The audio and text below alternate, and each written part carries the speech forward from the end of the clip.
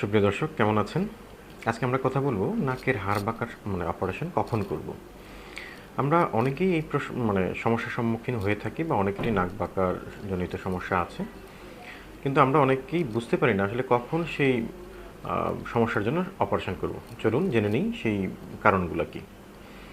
প্রথমত, যদি না বাঁকার জন্য বা নাকের হাড় বাঁকার জন্য আপনার নাক বন্ধ বন্ধ ভাব থাকে বা শ্বাস নিতে কষ্ট হয় বা ঘুমাতে সমস্যা হচ্ছে, গন্ধ কম পাচ্ছেন, খাবারের গন্ধ, বা আপনার খেলাধুলা ব্যায়াম করতে গিয়ে যদি মনে হয় যে না পর্যাপ্ত শ্বাস নিতে পারছেন না আপনি, তখন আপনি নাকের অপারেশন করতে পারেন। যদি এই নাক বাঁকাজনিত কারণে আপনার এবং সাথে যদি অ্যালার্জিক রাইনাইটিস থাকে আপনার, তাহলে আপনার এই নাকের সার্জারিটা আমরা করে থাকি।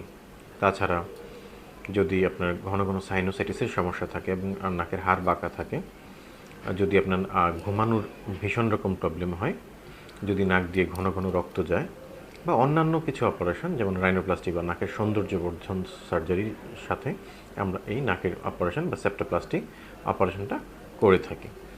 সুতরাং আপনার যদি এই সমস্যাগুলোর কোনো একটা সমস্যা থাকে, তো আপনি চাইলেই অনায়াসে সেই অপারেশনটা করতে পারেন।